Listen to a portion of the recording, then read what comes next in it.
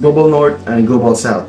The terms Global North and Global South are geopolitical and socioeconomic frameworks for categorizing the world's countries. They are not strictly geographical, as many countries in the Global South are in the Northern Hemisphere.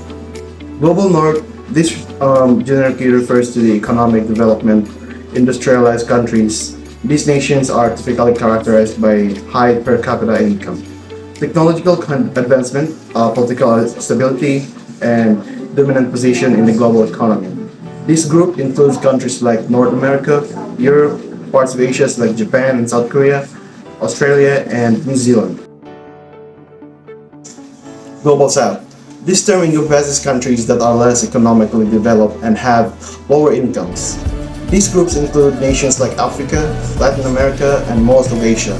These countries are often have a history of colonialism and are still in grappling with challenges like poverty, political instability, and economic dependence on global north. How the global divide developed. The divide between the global north and global south is a direct legacy of colonialism and imperialism. During the colonial era, European powers exploited the resources and labor of countries in Africa, Asia, and Latin America. This process transferred immense wealth from the colonized south to the colonizing north, fueling the Industrial Revolution and interacting an unique global economic system. The post-independence era did little to correct the imbalance as new nations in the global south remained dependent on the north. For manufactured goods, faced unfavorable trade terms for their raw materials. The global divide between North and South emerged from historical and structural inequities, including, first, colonialism. Global South regions were colonized and exploited for resources, labor, and markets. Second, Industrial Revolution. The global North industrialized early, gaining wealth and power. Third, post-colonial dependency. After independence, many countries in the South remained economically dependent on the North through unequal trade and debt. Lastly, global institution. Systems like the IMF and the World Bank often favored Northern interests. The difference between Third World and Global South. The term Third World emerged during the Cold War to categorize countries that were not aligned with either the capitalist First World led by the US or the communist Second World led by the Soviet Union. It was initially a political term, but it quickly became associated with poverty and underdeveloped, taking on a pejorative connotation. In contrast, the term Global South is a more modern and nuanced concept. While it can be used to refer to the same group of countries, its purpose is different. It emphasizes a shared history of colonialism and collective struggle against neo-colonialism and global inequalities. Unlike Third World, Global South can also include marginalized or exploited communities within Global North countries, highlighting that the divide is not just between nations but also within them. The term emerged after the end of the Cold War, replacing the new, now obsolete three-world model. The divide can be seen in several areas. So economy. Economy in Global North is high-income industrialized, while in Global South, economy is low to middle income developing. Technology. In Global North, technology is advanced digital infrastructure, while in Global South, limited access to technology. Education. In Global North, education is high literacy and access to education, while in Global South, lower literacy rates and limited resources. Health. Health in Global North is quality healthcare system, while in Global South, underfunded health issues. Political influence. In Global North, political influence, strong voice in global decision making, while in Global South, often marginalize global politics. Global South. The term Global South emerged after the Cold War to describe nations outside the traditional East-West divide. It became a way to group countries based on shared development challenges rather than political alliances. Number 2, it referred to economic disadvantage or developing countries that often face poverty and inequality. Many of these nations continue to struggle with limited access to resources, technology, and stable economic growth. 3. It is socio-economic and geopolitical term, highlighting both economic condition and international relation. This means it looked not only at wealth and poverty, but also at power and influence in global affairs. 4.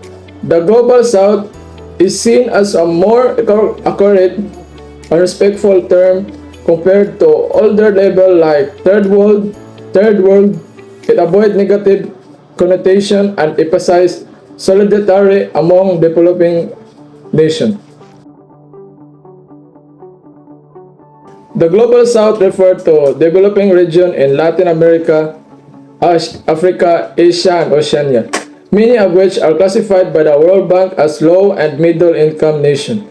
This country faces challenges such as poverty, inequality, and limited access to technology, but some also show rapid growth in areas like manufacturing and service.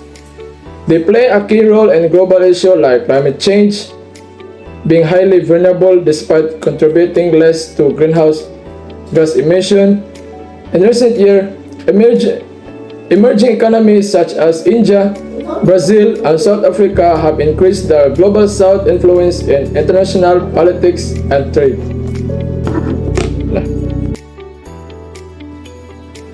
The term of the Third World was first used in 1952 by French demographer Alfred Sauvé during the Cold War to describe the countries that were not aligned with the United States and Soviet Union. Initially, it was a political term and did not refer to poverty and underdevelopment. Over time, however, the Third World became widely associated with economically poor and developing nation. Often in the Africa, Asia, and Latin America, the term is now considered that outdated and sometimes offensive. It implies a ranking system between nations. Today is neutrally terms like developing countries or global south are used to describe this region. So the difference between Third World and Global South. Third World is originated during the Cold War era and refers to the countries that not aligned to the US, United States, and Soviet Union. Mainly the political level and now considered that outdated for perspective. So the new concept of global relation emerged from the experience of Latin America countries. So the experience of Latin America countries, particularly in mid-20th century, were instrumental in developing of new perspective of global relations, known as dependency theory. This theory directly challenged into prevailing Western countries' ideas about economic developing and international politics. The experience of Latin America countries gave the rise to a new way of thinking about global relations, primarily through dependency theory. This perspective directly challenged the older idea that all countries would naturally develop in the same way as Western world. Instead, thinkers from Latin America argued that the poverty of underdeveloping of their nation were not the result of them being backward, but were a direct consequence of global system that unfairly benefited wealthy industrialized countries. They saw a world as being divided into a power core that extracted resources and labor from dependency periphery.